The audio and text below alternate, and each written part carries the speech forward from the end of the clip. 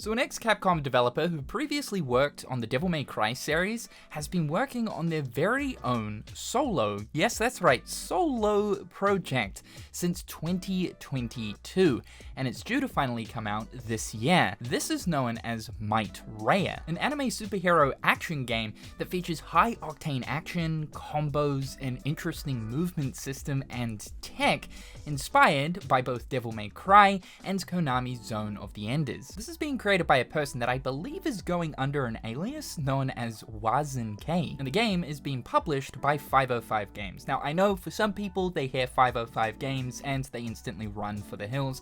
It is true that some stuff that is published by these guys is straight garbage, but there is also a decent amount of good stuff that also comes from this publisher as well, and I think that MIGHTREYA is going to be one of those. Now it's hard to find exact information on Wazen's prior history with Capcom. The only thing that we do know is that they did work on the Devil May Cry series. It's unknown as to what Devil May Cries, if it's all of them or maybe just one or two, and exactly what their role is. The only information we know for absolute certain is coming from Automaton, who in the past has interviewed Wazen, mentioning that they did in fact work on the Devil May Cry series as a planner.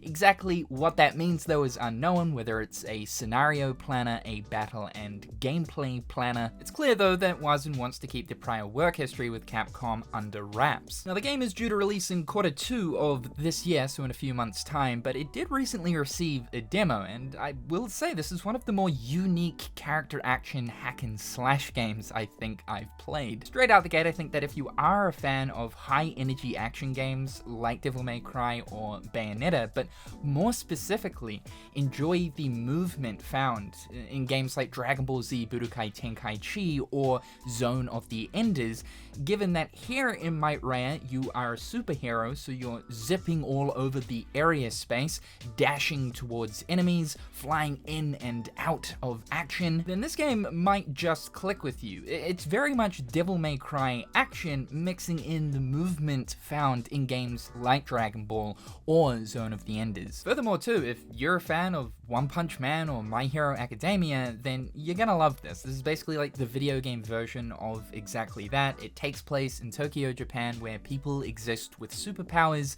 There are these creatures that spawn into the world that threaten society, known as kaijus, because of course, and the superheroes take care of that threat. You play as Rhea, a schoolgirl with superpowers. For fans of My Hero Academia specifically though, I think that you're gonna love this only because the video game adaptations of My Hero are generally not great.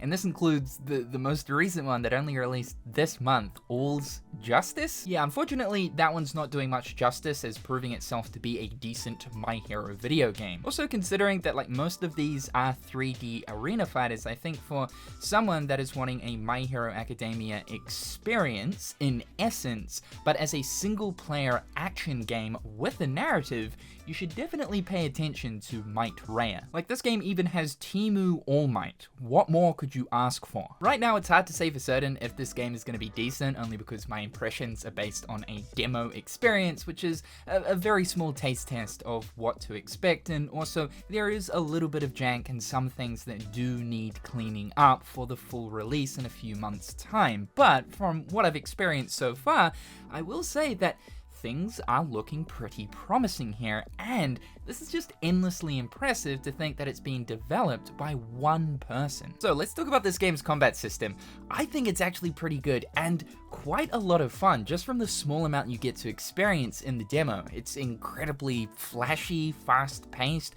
You're constantly airborne attacking, zipping from one enemy to another. Any enemy that's within the center of the camera or is currently locked onto, if you press the attack button, Rhea will instantly dash towards them, allowing her to start attacking. You can perform a simple combo string by pressing R1, which is definitely an interesting choice for the attack button here. An attack known as Blitz Strike, holding down the attack button from a distance, and Triple Punch by holding the attack button whilst up close to an enemy. You've got a pretty typical launch attack to smack an enemy up airborne, and the down slam to slam them towards the ground. While you're in the middle of a combo, if you press the attack button at the perfect moment this flash appears, you'll perform a perfect strike. You can perform perform a small ranged burst attack at no cost by pressing L1, and a stronger version of this can be initiated if the timing is right just after a launch or a down slam. The AT gauge just above the HP bar is divided into 5 sections and fills as you damage enemies. One chunk of this can be used to activate an Atma attack by pressing R2, or multiple bars can be spent by holding down R2 for an even stronger special attack. Enemies have a stagger meter that can be depleted if enough damage is dished out in a quick succession.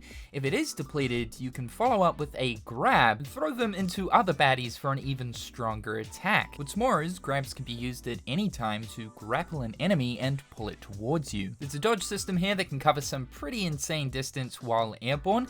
Yes, there is a perfect dodge system, and there's even a guard system, though guarding and blocking in this game is a little bit unique in that to pull off a perfect guard, you're required to flick the left analog stick, which is for movement, at the exact moment an enemy attacks. You've also got an ultimate meter as well, and once that hits 100%, you can press circle and X to unleash a strong hitting attack. So it's definitely all of the typical stuff you come to expect from a character action game, but it actually does work really well, and it's incredibly fun pulling all of this stuff off in succession, where you're perfectly guarding or dodging, following up with some insanely over-the-top flashy combos, knocking things either up or down, dashing to the next enemy, mixing in what you'd expect from a typical character action game, on top of this really uncommon movement system, makes for a really fun action game. This game also has a style rank system,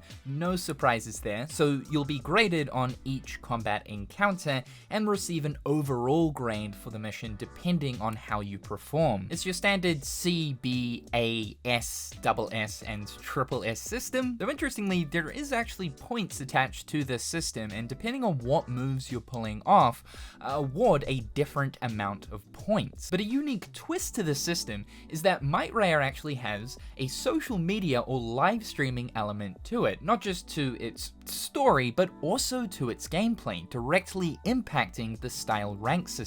Now look, typically I find the whole social media integration into video games, whether it's for a gameplay system or for a game's narrative, to be honestly kind of cringe, but here in MIGHTREYA, I don't actually mind it too much. You have a sidekick who follows you around on your missions. She's called Neo, and all of the time she's live streaming what you're doing throughout each mission, running from combat encounter to combat encounter. Up the top right of the screen, you'll be able to see her live feed of what she's displaying to her stream. So you're always seeing two perspectives of the game being played out. What's interesting about this system though is while you're in combat, you'll actually see the chat saying different things about how you're performing. If you were to take a hit, then they'll comment on that. Or if you're doing really well, guarding, perfect dodging, pulling off some really cool attacks, they'll be impressed.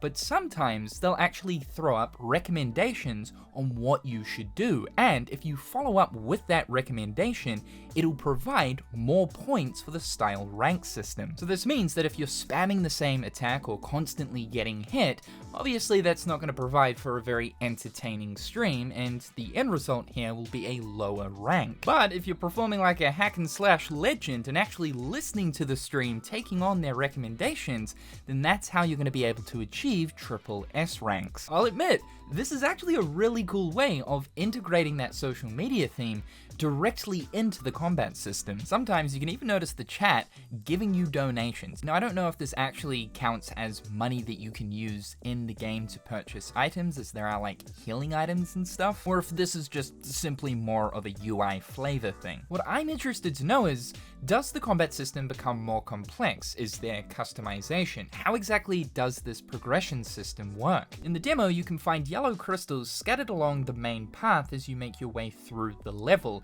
These can also be obtained by defeating enemies and smashing larger crystals scattered throughout. You can see the total amount of these crystals collected just above the HP bar, so I'm assuming that this will be used as a currency of sort that can be spent on upgrades. Basically think Devil May Cry's red red orbs. But there's also a level system as well. As you defeat enemies, you'll gain XP. You can clearly see your current level represented above the HP bar with how much XP you need to get to the next level. I don't really know what this does just yet. I'd have to imagine that it's basic stuff like increasing the amount of HP you have and the amount of damage you're dishing out. But it is mentioned by Wazin in an interview that the game boasts 3 distinct weapons and over 30 actions and attacks, including flashy finishes. So it does look like there is going to be unlockables and progression of some sort to add further complexity onto the combat system. The mention of weapon types though is interesting because in the demo,